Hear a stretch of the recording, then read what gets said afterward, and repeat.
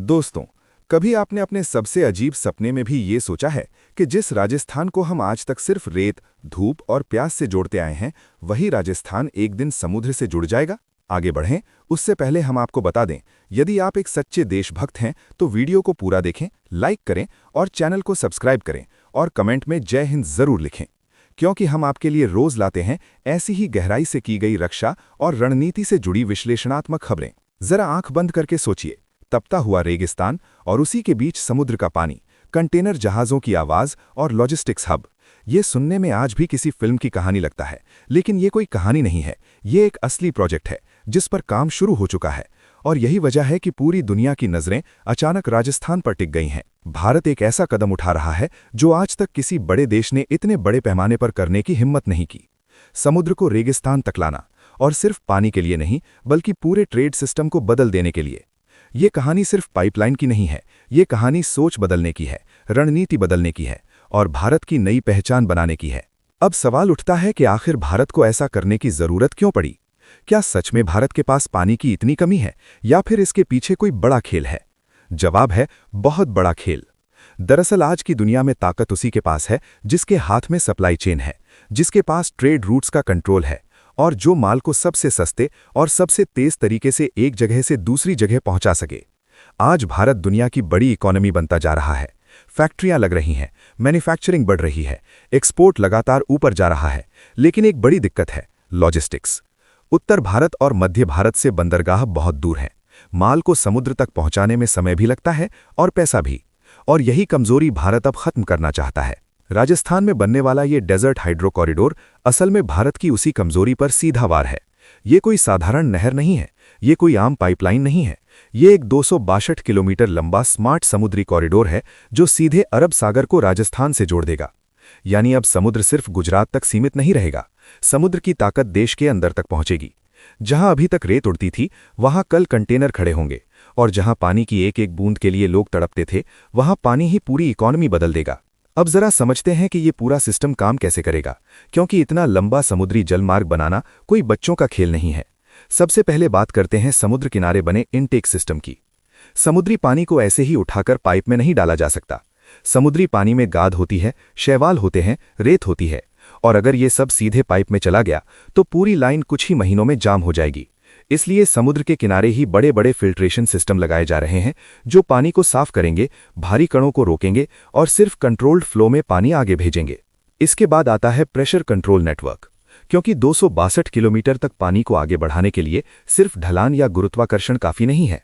रास्ते में कई जगह हाई पावर पंपिंग स्टेशन बनाए जा रहे हैं।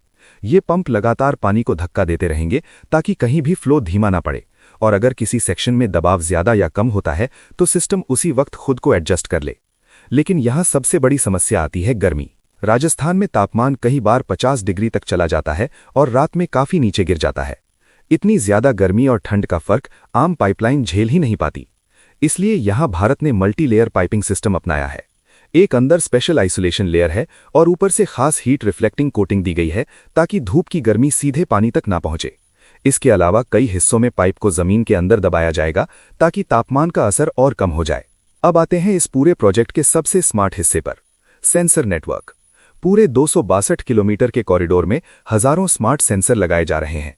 ये सेंसर सिर्फ पानी के बहाव को नहीं देखते, बल्कि तापमान, दबाव और पाइप के अंदर होने वाली हल्की सी हलचल को भी पकड़ लेते हैं। अगर कहीं नमक जमना शुरू हुआ तो सिस्टम को उसी समय पता चल जाता है।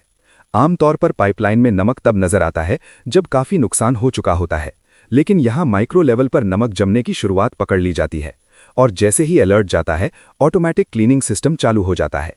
अंदर से खास वाटर जेट्स पाइप को साफ कर देते हैं बिना किसी इंसान को भेजे। ये पूरा सिस्टम पूरी तरह डिजिटल होगा। एक कंट्रोल सेंटर से पूरे रेगिस्तान के बीच गुजर रहे इस जलमार्ग को लाइव मॉनिटर किया जा सकेगा। अगर कहीं दबाव कम हुआ, तापमान ज्यादा हुआ या फ्लो में गड़बड़ी आई तो उसी वक्त सुधार कर लिया जाएगा। यानी ये पाइपलाइन खुद सोचने, समझने और फैसला लेने वाली बनेगी। एक और बड़ी चुनौती थी पानी का उड़ जाना, यानी वाष्प बनना। रेगिस्तान में समुद्री पानी बहुत जल्दी गर्म हो सकता है, और अगर पानी ज्यादा गर्म हुआ तो वो वाष्प बनने लगेगा और पाइपलाइन के अंदर दबाव बढ़ जाएगा। इसलिए पाइप पर हीट रिफ्लेक्टिंग कोटिंग के साथ साथ कई हिस्सों में ऊपर से शैडो स्ट्रक्चर भी बनाए जा रहे हैं ताकि सीधी धूप पाइप पर ना पड़े। ये तकनीक पहले गुजरात के कच्छ इलाके में छोटे स्तर पर टेस्ट की गई थी और उसके रिजल्ट काफी अच्छे आए थे।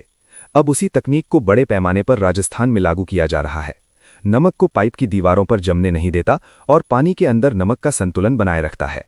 कुछ इसी तरह की तकनीक यूएई ने अपने डिसैलिनेशन प्लांट्स में 2023 के बाद इस्तेमाल करनी शुरू की थी, लेकिन भारत ने इसमें एआई बेस्ड ऑटोमेशन जोड़ दिया है, जिससे सिस्टम खुद तय करता है कि कहां कितना कंट्रोल करना है। अब यहां एक जरूरी तुलना समझनी होगी। भारत बना रहा है दुबई। दुबई में भी डेजर्ट वाटर सिस्टम मौजूद है, लेकिन वहां की पाइपलाइंस ज्यादातर समुद्र के आसपास ही रहती हैं। उनकी लंबाई आमतौर पर 40 से 50 किलोमीटर से ज्यादा नहीं होती और उनका फोकस सिर्फ शहरों तक पानी लाने का होता है। लेकिन भारत जो बना रहा है वो बिल्कुल अलग है। ये सिर्फ पानी लाने का सिस्टम नहीं है, ये एक लैंड टू सी कॉरिडोर है। भारत का ये मॉडल 3 लेयर में काम करेगा, कहीं भूमिगत, कहीं सतह पर और कहीं एलिवेटेड स्ट्रक्चर पर। यह कॉम्बिनेशन अभी तक दुनिया में बड़े पैमाने पर कहीं नहीं अपनाया गया। सबसे बड़ा फर्क यही है कि भारत का ये कॉरिडोर सिर्फ शहरों के लिए नहीं है, बल्कि industrial zone, inland port, logistics hub और डिफेंस सप्लाई को साथ जोड़ता है। यानी एक ही सिस्टम से कई काम होंगे और यही बात इसे दुनिया से अलग बनाती है। अब सवाल यह है कि इतना जटिल सिस्टम बनाकर भारत हासिल क्या चाहता है? जवाब है सादा, लॉजिस्टिक्स रेवोल्यूशन।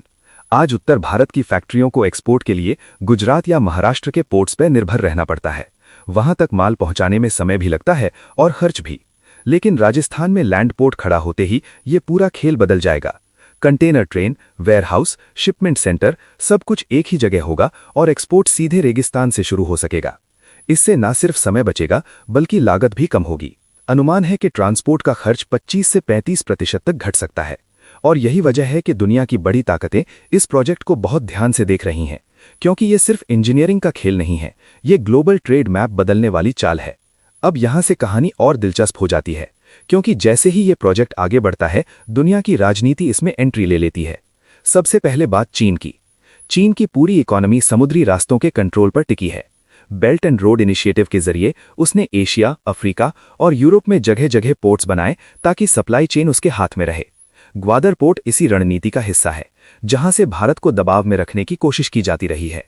लेकिन राजस्थान का ये इनलैंड पोर्ट चीन की पूरी रणनीति में बड़ा छेद कर देता है।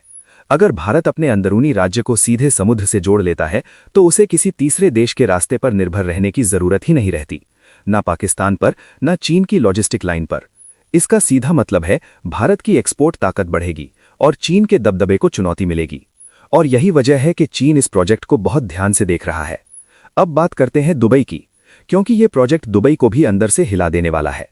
दुबई सालों से मिडिल ईस्ट और एशिया के बीच सबसे बड़ा ट्रेड हब बना हुआ है। उसकी पूरी पहचान उसके पोर्ट्स, उसके वेयरहाउस और उसकी लॉजिस्टिक्स ताकत से बनी है। भारत का बहुत बड़ा हिस्सा, खासकर नॉर्थ इंडिया और सेंट्रल इंडिया का व्यापार कहीं ना कहीं दुबई होकर ही बाहर जाता है। लेकिन अगर राजस्थान में एक मजबूत इनलैंड पोर्ट खड़ा हो गया, तो ये पूरा पैटर्न बदल सकता है। फैक्ट्रियां सीधे राजस्थान भेजेंगी, वहां से कंटेनर समुद्र में जाएंगे और दुबई का जो बीच का रोल है वो धीरे धीरे कमजोर पड़ सकता है। यही वजह है कि दुबई इस प्रोजेक्ट को सिर्फ एक भारतीय विकास योजना की तरह नहीं देख रहा, बल्कि एक भविष्य की चुनौती की तरह देख रहा है। अमेरिका और जापान की भी इसमें एंट्री समझना जरूरी है।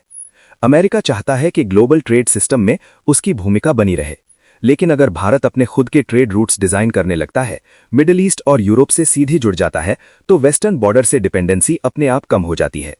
जापान भी सप्लाई चेन को लेकर बेहद सतर्क रहता है, क्योंकि नई लॉजिस्टिक लाइंस का मतलब होता है पूरी इकोनॉमी का संतुलन बदल जाना।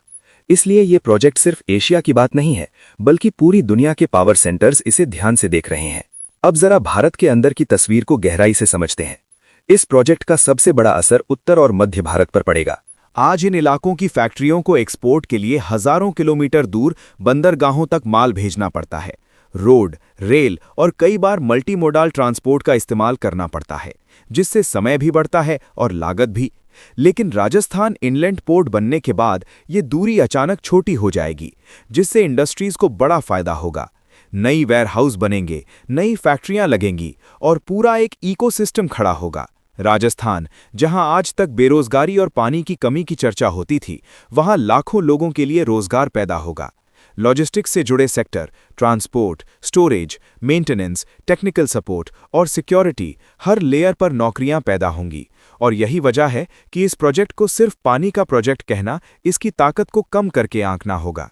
अब बात करते हैं डिफेंस और नेशनल सिक्योरिटी की, जो इस पूरी कहानी का सबसे कम बोला जाने वाला लेकिन सबसे मजबूत हिस्सा है। अगर भारत के पास देश के अंदर एक ऐसा लॉजिस्टिक हब होता जो सीधे समुद्र से जुड़ा हो, तो सेना को सप्लाई पहुंचाना कहीं ज्यादा तेज और सुरक्षित हो जाता। किसी भी आपात स्थिति में पश्चिमी सीमा पर या उत्तर में सेना की जरूरतों को पूरा करना आसान हो जाता। यही वजह है कि ये प्रोजेक्ट सिर्फ सिविलियन नहीं बल्कि स्ट्रेटेजिक लेवल पर भी बेहद अहम माना जा रहा है। अब वापस आते हैं उस सबसे बड़े सवाल पर, क्या वाकई राजस्थान नया दुबई बन सकता है? जवाब सीधा है, राजस्थान दुबई की नकल नहीं बनेगा। राजस्थान दुबई से अलग रास्ता बनाएगा। दुबई सिर्फ पोर्ट इकोनॉमी है, लेकिन राजस्थान मल्टी लेयर इकोनॉमी बन सकता है। यहाँ ट्रेड भी होगा, इंडस्ट्री भी होगी, डिफेंस भी होगा और टेक्नोलॉजी भी। सबसे बड़ी बात यह है कि राजस्थान के पास अब वो चीज होने जा रही है जो कभी उसकी सबसे बड़ी कमजोरी मानी जाती थी, समुद्र और पानी तक पहुंच। जिस राज्य को कभी सूखा, प्यास और पलायन के लिए जाना जाता था, वही राज्य अब भारत की आर्थिक रीढ़ बनने की तरफ बढ़ रहा है। ये सिर्फ एक प्रोजेक्ट नहीं है, ये सोच का बदलाव है, ये मानसिकता का बदलाव है। भारत अब इंतजार नहीं कर रहा। भारत अब दूसरों के बनाए रास्तों पर चलने के बजाय अपने रास्ते खुद बना रहा है। हो सकता है आज कई लोग इस बात पर यकीन न करें, हो सकता है कई लोग इसे सपना कहें या अतिशयोक्ति कहें, लेकिन जब कभी राजस्थान के बीचों बीच कंटेनर यार्ड दिखाई देंगे, जब ट्रेनें रेगिस्तान से सीधे समुद्र की तरफ दौड़ेंगी, तब दुनिया को समझ आएगा कि ये कोई इमोशनल कहानी नहीं थी, बल्कि एक ठोस स्ट्रेटेजिक फैसला था। आज दुनिया का ट्रेड मैप बदल रहा है, सप्लाई चेन टूट रही है, नए रास्ते खोजे जा रहे हैं और भारत इस मौके को हाथ से जाने नहीं देना चाहता। राजस्थान का ये डेजर्ट हाइड्रो कॉरिडोर भारत की उसी नई सोच का प्रतीक है, जहां देश सिर्फ रिएक्ट नहीं करता बल्कि प्लान करता है। आने वाले सालों में ये प्रोजेक्ट बड़े बड़े इंस्टीट्यूशंस और स्ट्रेटेजिक फोरम में पढ़ाया जाएगा। लोग समझने की कोशिश करेंगे कि भारत ने कैसे रेगिस्तान को अपनी ताकत बना लिया, और ये सब पानी से शुरू हुआ। अब सवाल आपसे है, क्या आप चाहते हैं कि भारत अपनी शर्तों पर दुनिया से व्यापार करे? क्या आप चाहते हैं कि भारत किसी और के रास्तों पर निर्भर न रहे? या क्या आप चाहते हैं कि भारत का रेगिस्तान उसकी कमजोरी नहीं बल्कि उसकी सबसे बड़ी ताकत बने? तो वीडियो लाइक करें और चैनल को सब्सक्राइब जरूर करें और कमेंट में जय हिंद जरूर लिखें, क्योंकि हम आपके लिए रोज लाते हैं ऐसे ही गहराई से की गई रक्षा और रणनीति से जुड़ी विश्लेषणात्मक खबरें।